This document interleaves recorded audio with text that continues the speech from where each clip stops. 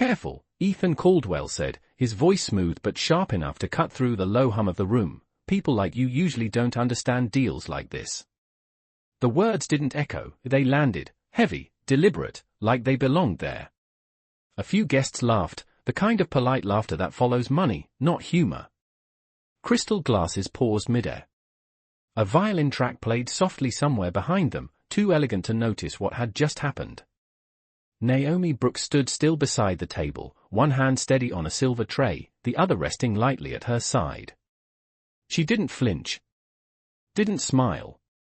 Didn't look away. The restaurant stretched wide around them, all glass and gold and quiet ambition, perched 30 floors above a city that never stopped negotiating. Every table held a story, but tonight, this one was louder, even in silence. Ethan leaned back in his chair, confident, relaxed, the kind of man who believed every room adjusted itself to him. His suit was tailored within an inch of perfection, his watch catching just enough light to remind people what time cost at his level. In front of him lay a contract thick enough to change lives, numbers printed in neat rows that spoke of millions, of control, of ownership. He tapped it once, casually, as if even the paper answered to him. Naomi's eyes moved, not to him, but to the edge of that document. Just for a second. Barely noticeable. Then back to neutral. Invisible again. That was the role, after all. Invisible until needed. Replaceable until proven otherwise. Around the table, investors murmured, their attention drifting between opportunity and ego. No one interrupted. No one corrected him. Because in rooms like this, power didn't just speak, it decided who was allowed to respond. Ethan smirked slightly, satisfied with the silence he created. He reached for his glass, swirling a deep red wine that reflected the chandelier above like liquid fire. Relax, he added, almost amused, just bring the drinks. That's your part in this. More laughter. Softer this time, but sharper. Naomi stepped forward, placing the glass down with precision so exact it barely made a sound. Her movements were calm, practiced, almost too perfect to notice. But her eyes lingered again, just briefly, on page 47 of the contract. A flicker. A calculation. Something unspoken passing through her expression before it disappeared completely. She straightened, hands returning to stillness. The room continued, unaware. Conversations resumed. Deals hovered on the edge of signatures. And Ethan, still smiling, believed the moment had passed, that whatever he said had settled into the air and stayed there. But silence, in rooms like this, was never empty. Sometimes it was waiting. Sometimes it was watching. And sometimes, it was choosing the exact second to speak. Naomi did not move right away. Not because she was unsure, but because she was certain. Her gaze returned to the contract, steady now, intentional. Page 47. A single line buried between paragraphs of polished language and confident promises. The kind of line no one notices when they believe they already understand everything. The kind of line that waits quietly for the right moment to matter. Around the table, the conversation began to swell again, numbers floating in the air like currency already spent. One investor leaned in, nodding along to Ethan's explanation, another checked his watch, calculating time in millions per minute. The deal was close. Close enough that people started to relax, to assume the outcome was already written. That was when Naomi spoke. Not loudly. Not urgently. Just enough to exist. You might want to review that clause before signing. The word slipped into the space between voices, soft but precise. It was not a question. It was not a suggestion. It was a statement. For a moment, no one reacted. Then a few heads turned, slow, uncertain, as if trying to confirm they had heard correctly. Ethan did not look at her immediately. He let the silence stretch, a practice move, the kind that reminded everyone who controlled the room. When he finally turned, his expression carried mild amusement, the same expression he used when something beneath him attempted to rise. "I think I have it covered," he replied, his tone light, dismissive. A couple of people smiled again, relieved to return to familiar roles. But Naomi did not step back. She did not apologize. She did not retreat into invisibility. Her eyes remained on the document, not on him. Section 7, subsection 3, she continued, her voice still even, still calm. It transfers controlling interest under performance conditions that are not clearly defined. This time, the silence was different. It held. One of the investors leaned forward, just slightly. Another stopped mid-sentence.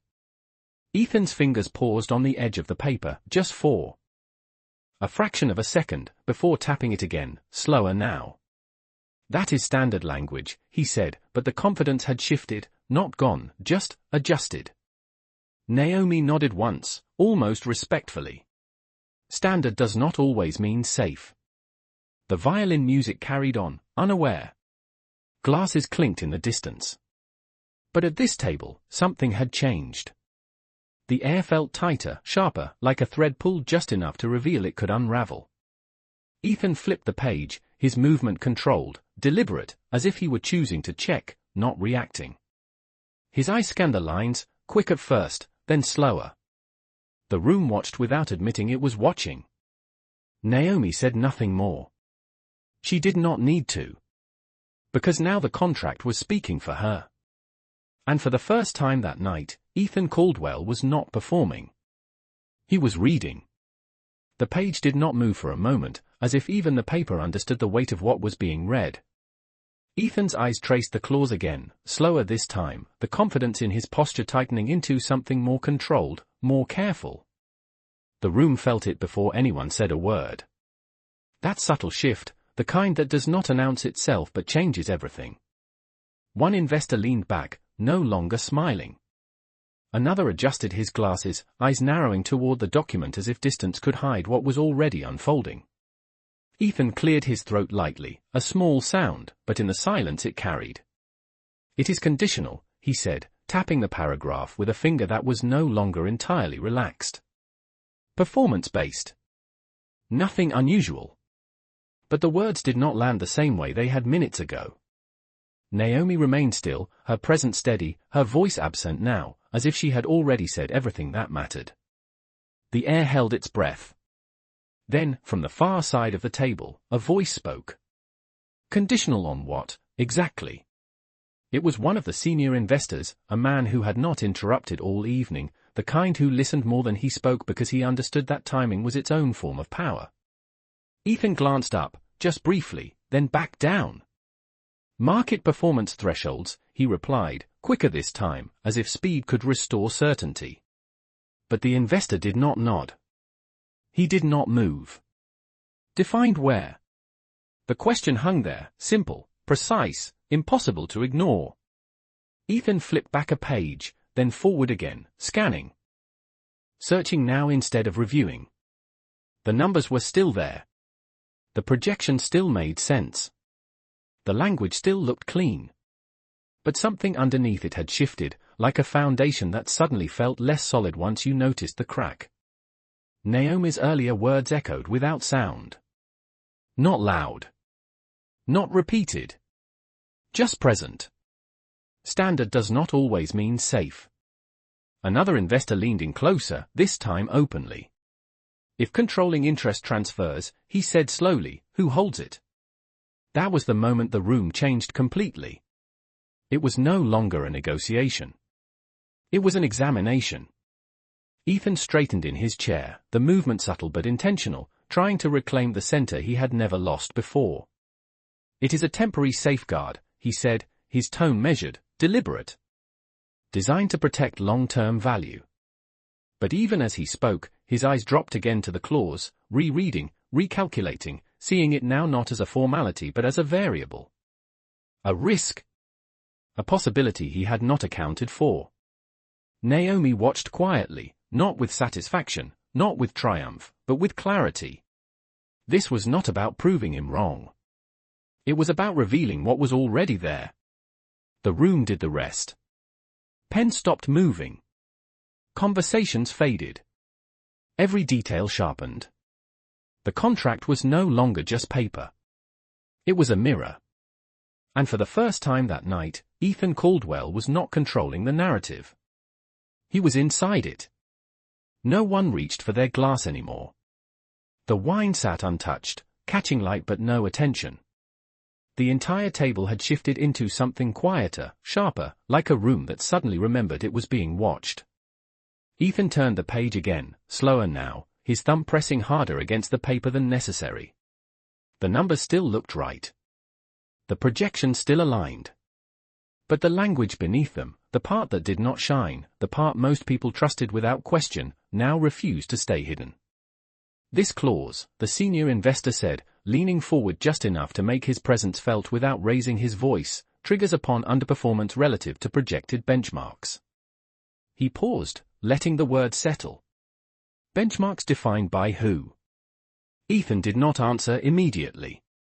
He scanned the section again, eyes moving left to right, then back again, as if repetition could change what was written. The room waited. Not impatient. Not aggressive. Just aware. Another investor shifted in his seat, crossing his arms, no longer relaxed. If those benchmarks are controlled externally, he added, then controlling interest is not just conditional. It is vulnerable. That word stayed in the air longer than any of the others. Vulnerable. It did not belong in Ethan's world. Not in his vocabulary. Not in his deals. And yet, there it was, printed in black and white, dressed in legal language, disguised as protection. Ethan exhaled slowly, placing the contract flat on the table, smoothing it once as if restoring order could restore authority. It is a standard safeguard, he repeated, but this time the sentence sounded like it was being tested, not declared.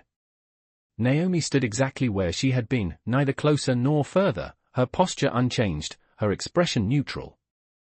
But now, she was no longer invisible. Every glance that moved across the table eventually landed on her, even if only for a second, even if only to confirm what they already suspected.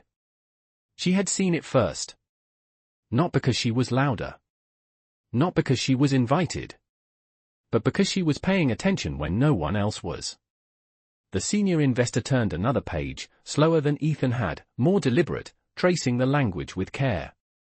If performance drops below the projected threshold for 2 consecutive quarters, he read aloud, control transfers to the secondary holding entity.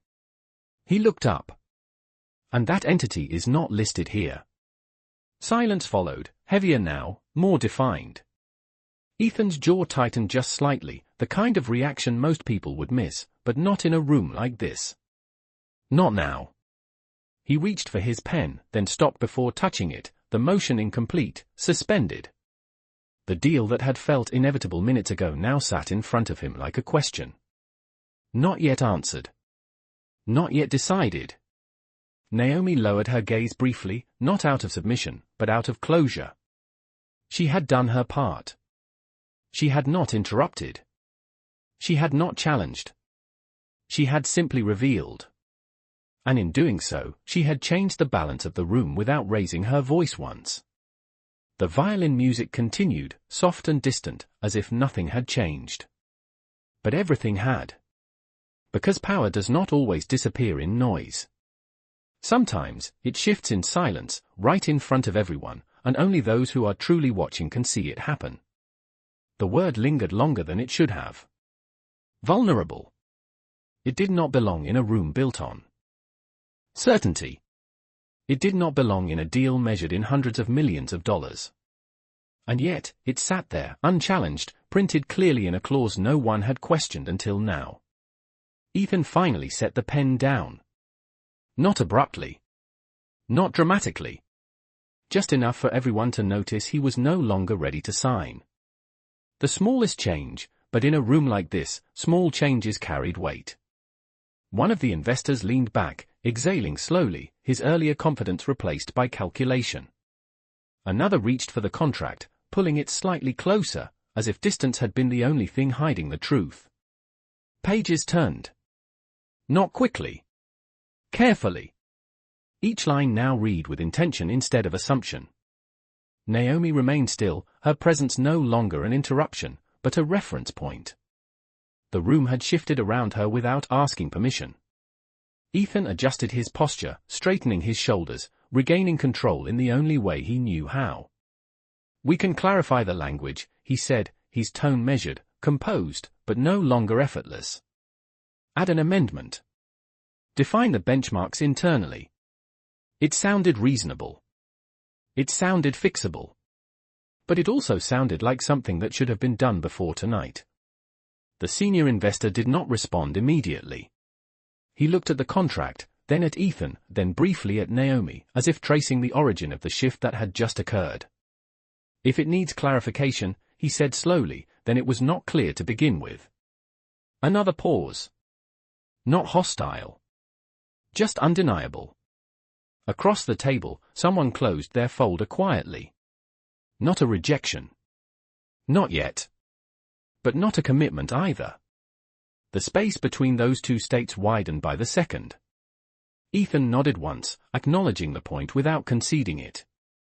"That is why we are here," he replied, attempting to pull the moment back into negotiation, into structure, into something he could control. But control, once questioned, does not return the same way. Naomi lowered her gaze briefly, not out of retreat, but out of restraint. She did not step forward. She did not speak again.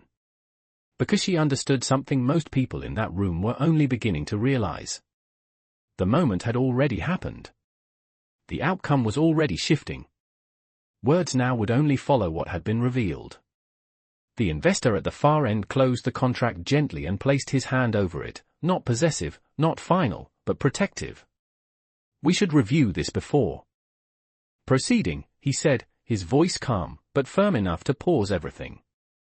The violin music continued somewhere in the background, soft and indifferent, as if unaware that a decision worth millions had just been placed on hold.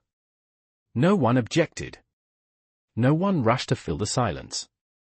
Because this silence was different. It was not empty. It was informed. Ethan glanced at the document one more time, then at the table, then finally, for the first time without dismissal, at Naomi. Not long. Not openly. But enough to recognize what had just occurred. She had not argued. She had not challenged him directly. She had simply seen what others had missed and chosen the exact moment to let it be known. And in doing so, she had changed the direction of a deal without ever needing to raise her voice. The room did not applaud. It did not react. But it remembered. Because sometimes the most expensive lessons are not taught loudly.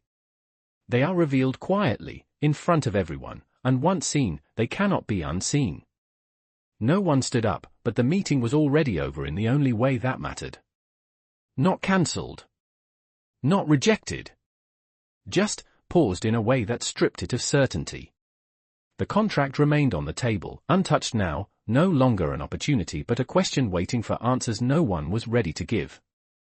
The investors shifted subtly, their attention no longer centered on Ethan, but on the document, on the implications, on the risk that had quietly revealed itself. One of them closed his folder completely this time, not with force, but with finality. Another leaned toward his advisor, whispering just low enough to keep the conversation private but visible enough to signal doubt. The room had not turned against Ethan. It had simply stepped away from him. And that was worse. Ethan inhaled slowly, his expression composed, but the rhythm had changed. The effortless control he carried into every negotiation now required effort. Precision. Recovery. He adjusted his cuff, a small, habitual motion, then looked back at the contract as if seeing it for the first time without assumption. Numbers could be corrected. Language could be rewritten. But trust, once interrupted, did not return on command. Naomi began to step back, her role complete, her presence ready to return to invisibility. That was how it always worked. Say nothing, do the job, disappear. But this time, the room did not let her vanish so easily. Wait. The voice came from the same senior investor, calm but direct. Naomi paused. Not startled. Not hesitant. Just still.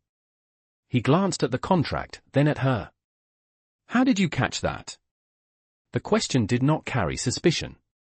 It carried recognition.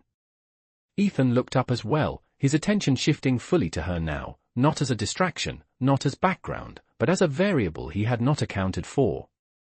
Naomi held her posture, her expression steady, her voice quiet when she answered. "I read what is there," she said. No emphasis. No performance. Just truth.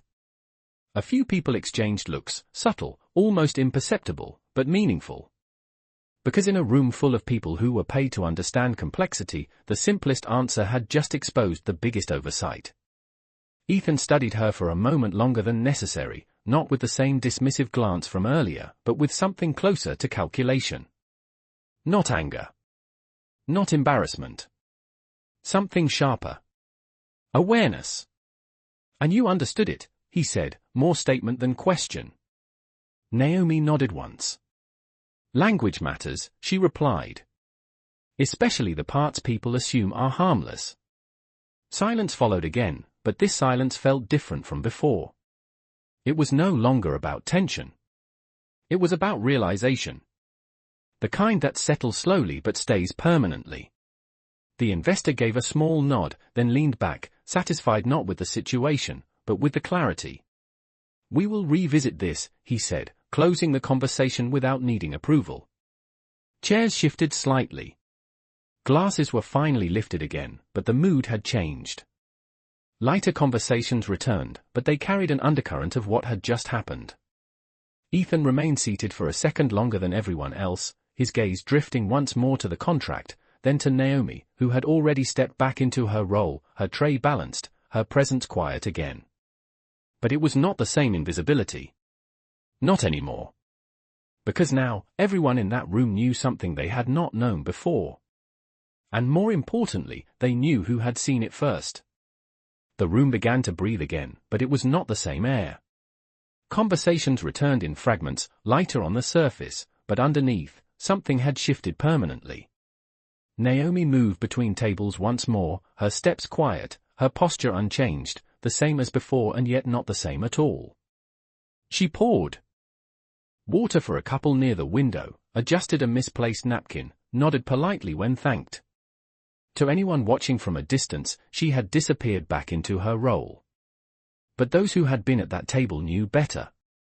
They followed her with their eyes, not openly, not rudely, but with a kind of awareness that had not existed an hour ago.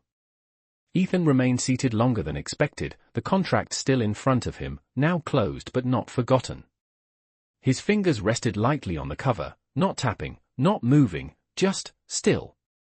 Around him, chairs shifted, people stood, jackets were adjusted, but he stayed.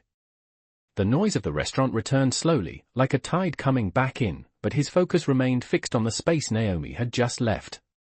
He replayed the moment, not the words themselves, but the timing, the precision, the absence of hesitation. She had not guessed. She had not reacted. She had known. That difference settled into his thoughts with a weight he could not ignore.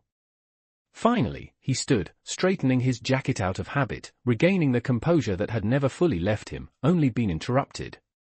He moved away from the table, not toward the exit, but in the direction Naomi had gone. Not quickly. Not urgently. Just intentionally. Across the room, Naomi reached the service station, setting her tray down briefly to organize a few glasses, her movements efficient, controlled. The noise of the kitchen doors swinging open and closed blended into the background.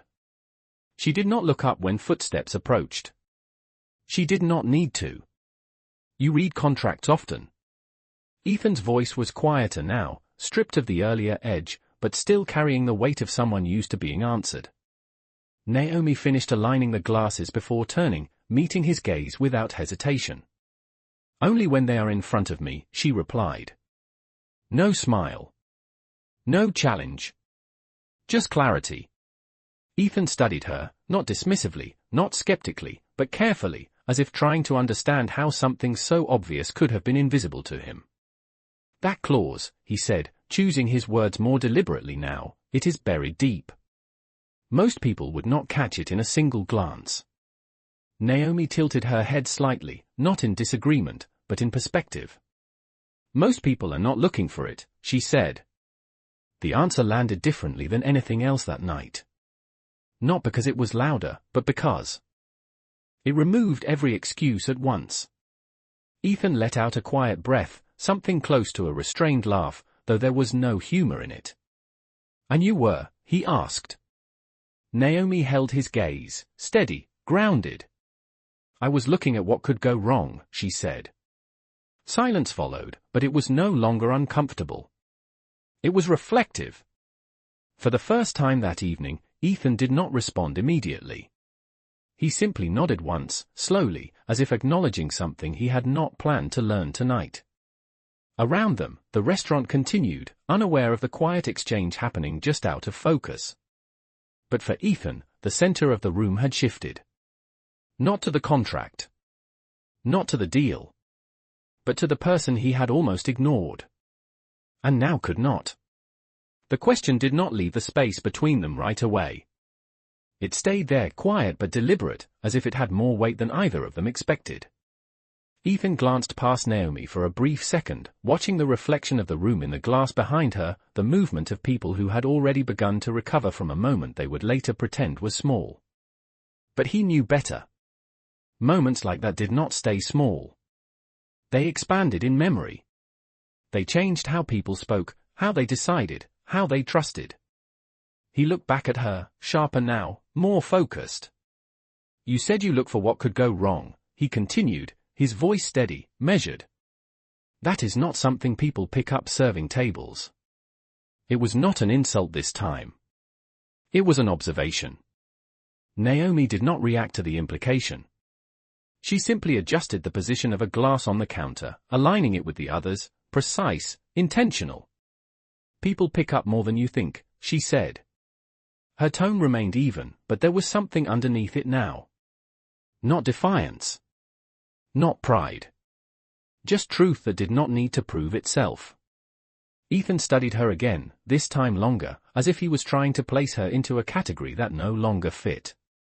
"Where did you learn it?" he asked. Naomi paused, not because she needed time, but because she chose her answer carefully. "From reading," she said. "From listening. From watching people make decisions they believe are safe." The words landed quietly, but they carried further than anything spoken at the table earlier. Ethan let out a slow breath, absorbing it, not interrupting this time. Around them, the rhythm of the restaurant continued, but it felt distant now, like background noise that no longer mattered. "You ever work in finance?" he asked, more directly now, as if moving toward something he had already decided to explore. Naomi shook her head once. No, a simple answer. No elaboration. No explanation. Just a boundary. Ethan nodded, but he did not step back. "Not yet." "You should," he said, almost instinctively, the words coming out before he fully shaped them. Naomi met his gaze, steady, unshaken. "And leave this?" she asked, gesturing slightly to the room, to the uniform, to the role that had allowed her to see everything without being seen. Ethan followed her gesture, then looked back at her. For the first time that night, he did not have an immediate response. Because the answer was not as simple as it sounded. What she had here was not just a job. It was access. Perspective. A position outside the system that allowed her to understand it better than those inside it. "You are already doing the work," he said after a moment, quieter now, less certain, but more honest. Naomi held his gaze for a second longer, then gave the smallest nod, not agreement, not acceptance, just acknowledgement. "Maybe," she said. The word did not close the conversation. It left it open. And that was enough. Ethan stepped back slightly, not retreating, but giving space where before he had taken it. The balance between them had changed, not dramatically, not loudly, but undeniably. And for the first time that evening, the man who had controlled the room was no longer trying to control the moment. He was trying to understand it. The word maybe did not fade. It lingered between them, quiet but unresolved, like a door left slightly open. Ethan stepped back another inch, not out of hesitation, but out of recognition. He was no longer leading this exchange. And for a man who had built his entire career on control, that realization did not come with discomfort. It came with clarity. He glanced once more toward the table where the contract still sat, surrounded now by cautious conversations and lowered voices. What had been a certainty an hour ago had become a discussion. Not because the numbers had changed, but because the understanding had. He looked back at Naomi, studying her again, but this time without trying to define her. "You saw the risk before anyone else," he said, not as praise, but as fact. Naomi did not respond immediately.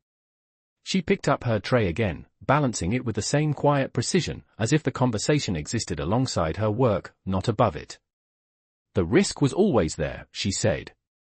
"People just decided not to see it." The statement landed without resistance. Ethan nodded slowly, absorbing it, letting it settle deeper than he expected. Around them, the room continued to recover, but it was not the same room anymore. Investors who once leaned forward with eagerness now leaned back with caution. Advisors whispered more carefully. Even the lighting seemed different, as if the reflection of confidence had dimmed just enough to reveal something more honest underneath. Ethan followed Naomi's movement as she turned slightly, preparing to return to the floor.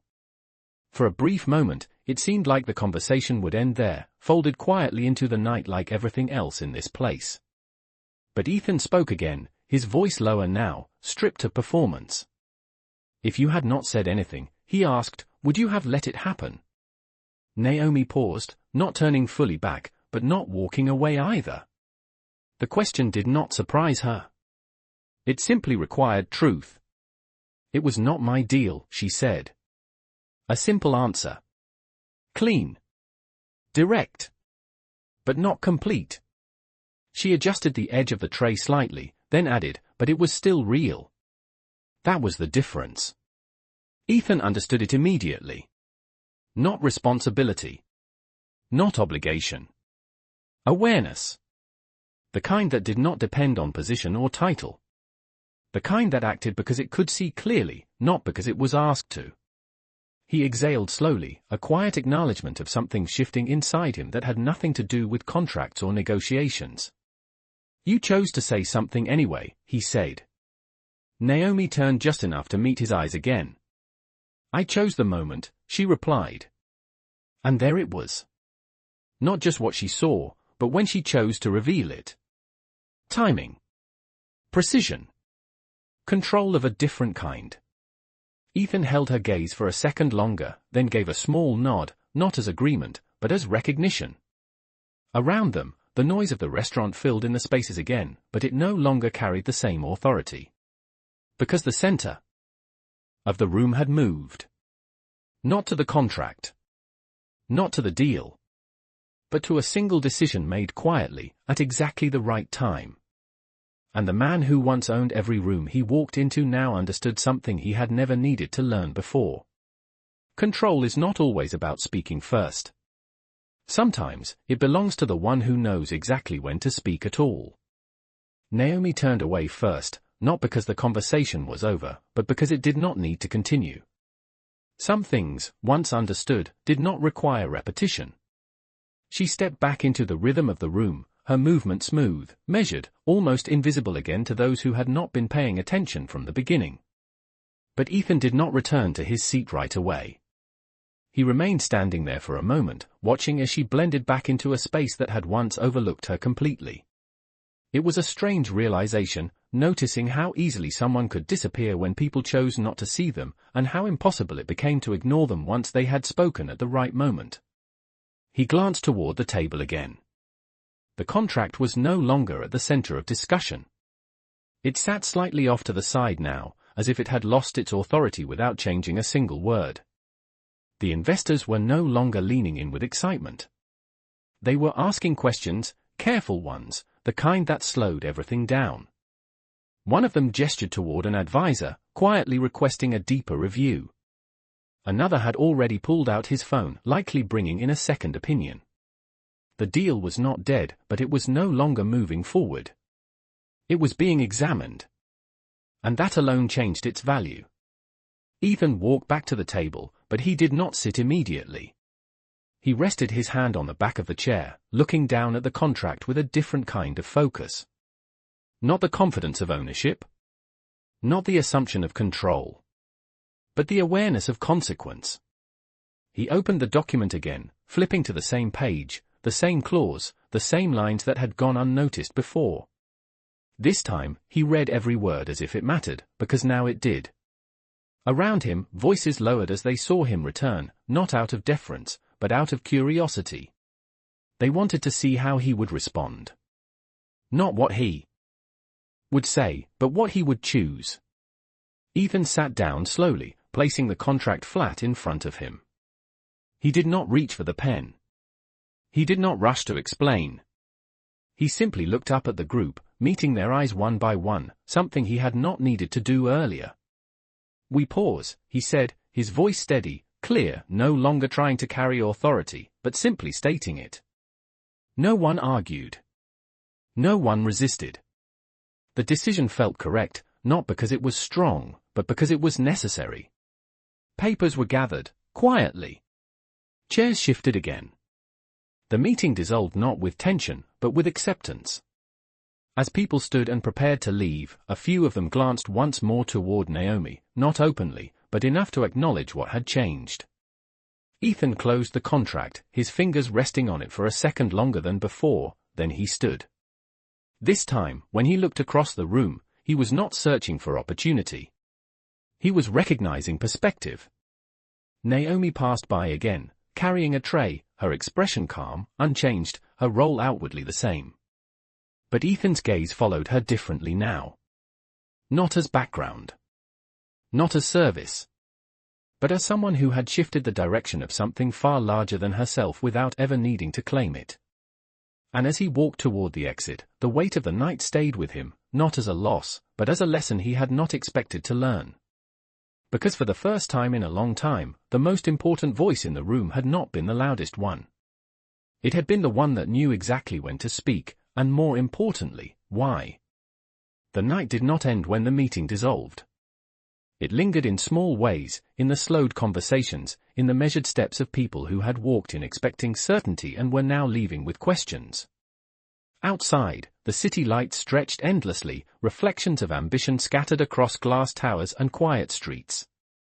Inside, Naomi continued her shift, her routine unchanged on the surface, but the atmosphere around her had shifted in a way that could not be undone. Guests who once barely acknowledged her now hesitated, their eyes pausing a fraction longer, their tone slightly more aware. Not out of guilt.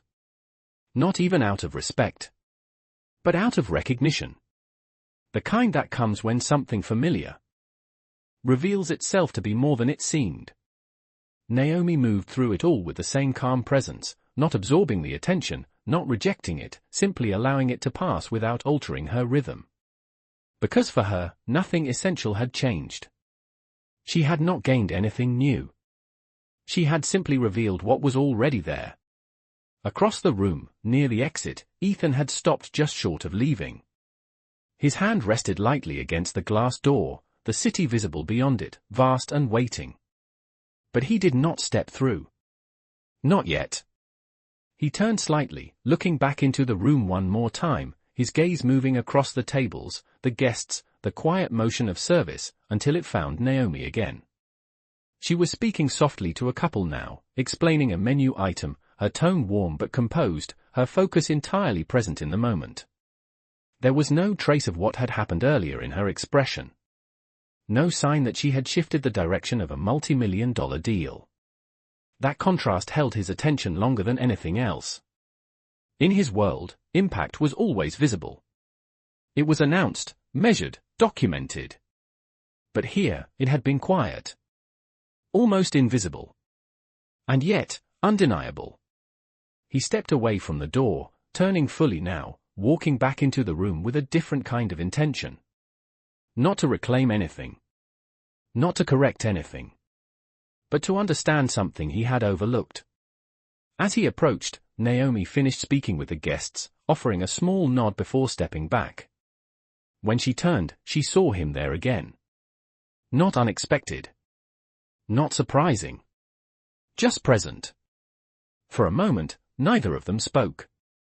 The noise of the restaurant filled the space between them, but it did not interrupt the silence they shared. Ethan glanced briefly at the table she had just served, then back at her. "You stayed calm," he said, his voice quieter than before, not seeking a reaction, just stating what he had observed. Naomi met his gaze, her expression steady. "It was not my moment to react," she replied. The answer was simple, but it carried the same precision as everything else she had said that night. Ethan nodded slightly, considering it, then asked, "So you wait?" Naomi shook her head gently. "No," she said. "I prepare." That word settled differently. It shifted the entire meaning of what had happened. This was not instinct. Not luck. Not coincidence. It was awareness built over time, sharpened through observation, held back until it mattered. Ethan looked at her for a moment longer, then let out a slow breath, something close to acceptance, but not quite finished. "Most people in that room missed it," he said. Naomi's response came without hesitation. Most people in that room were not expecting to be wrong. The truth of it did not challenge him. It clarified him. And for the first time that night, Ethan Caldwell did not try to respond. Because some lessons are not meant to be answered. They are meant to be understood. The silence between them did not feel empty anymore. It felt earned. Naomi shifted her weight slightly, her attention already preparing to return to the flow of the room, but Ethan remained where he was, as if stepping away too quickly would cause the moment to lose something he had not fully understood yet. Around them, the restaurant had settled into its usual rhythm again, but beneath it, something quieter persisted, a subtle awareness that lingered in the air like a memory that refused to fade. Ethan glanced toward the far end of the room where the investors had gathered again in smaller circles, their voices low, their gestures more restrained. The deal was no longer a headline. It was a discussion. And discussions take time. He looked back at Naomi, studying her not as a disruption, but as a constant he had failed to notice before. "You prepared," he repeated, as if testing the word against everything he believed about success, about control, about what it meant to stay ahead. Naomi nodded once, not expanding on it, not needing to. Preparation, to her, was not something to explain. It was something to live. Ethan's gaze shifted briefly to her hands, steady, precise, the same hands that had carried trays all evening without a single mistake, the same hands that had turned a page in his world without ever touching it. "And if you had been wrong?" he asked. The question was quiet, but it carried weight. Not doubt. Not challenge. Just curiosity shaped by experience. Naomi met his eyes without hesitation. "Then nothing would have changed," she said. A simple truth.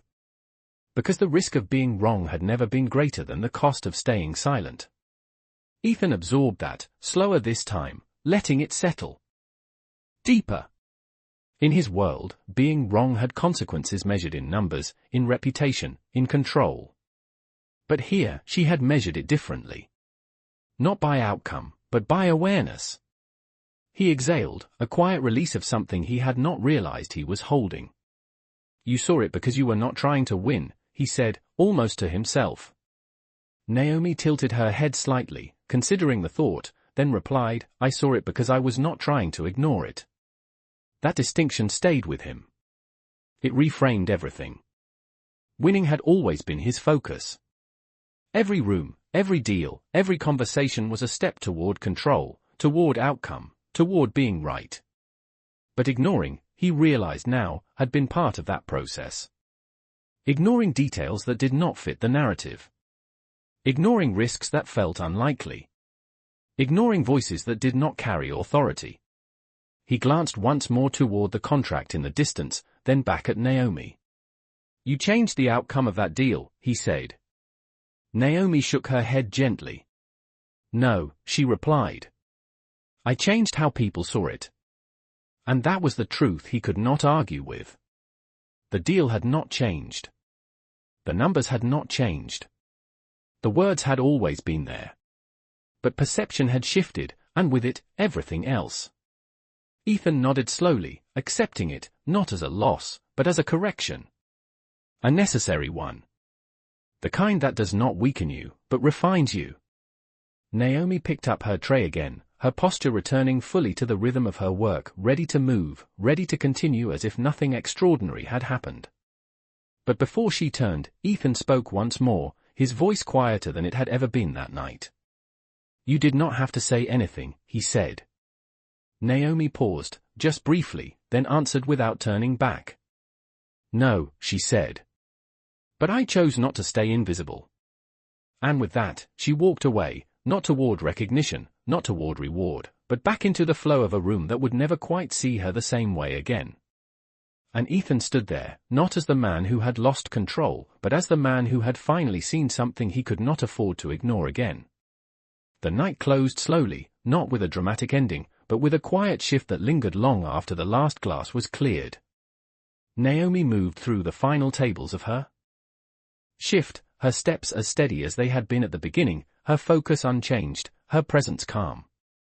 To anyone new walking into the room, nothing would seem different. The light still glowed warm against polished surfaces. The music still carried softly through the air. Conversation still rose and fell in familiar patterns. But for those who had been there, those who had witnessed what unfolded without fully understanding it at first, something remained. Not loud. Not visible. But permanent. Across the room, Ethan stood near the exit once more, the contract no longer in his hands, but not forgotten. He did not rush to leave. He did not check his watch. For a man whose time had always been measured in urgency, this pause was unfamiliar. Necessary. He looked back one final time, not searching for an opportunity, not calculating the next move, but acknowledging the moment that had rewritten something deeper than a deal. Naomi passed by again, carrying nothing now, her shift nearing its end, her posture relaxed but composed. For a brief second, their paths aligned once more, not by design, but by timing. Ethan met her eyes, and this time, there was no distance in the look. No dismissal. No assumption. Just recognition. He gave a small nod, not as a gesture of authority, but of respect earned without asking. Naomi returned it just as simply, not lingering, not claiming anything beyond what had already happened.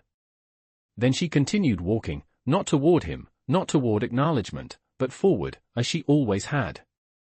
Ethan turned and stepped through the glass doors into the night, the city stretching out before him, vast and filled with decisions waiting to be made. But something had changed. Not in the numbers he would negotiate. Not in the contracts he would review. But in the way he would see them. In the way he would listen. In the way he would notice what others chose to ignore. Inside, the staff began to reset the room for the next day, clearing traces of the evening, restoring everything to its place. Naomi removed her apron, folding it neatly, her movements unhurried, grounded. Another shift completed. Another night passed. But this one would not fade the same way. Because sometimes, the most important moments are not the ones that are announced or celebrated. They are the ones that happen quietly, in plain sight, when someone chooses not to stay invisible. She did not raise her voice. She did not ask to be heard. She did not try to take control of the room. She simply saw what others overlooked, and when the moment came, she spoke. And that was enough. Because power is not always about who owns the room. Sometimes, it belongs to the one who understands it.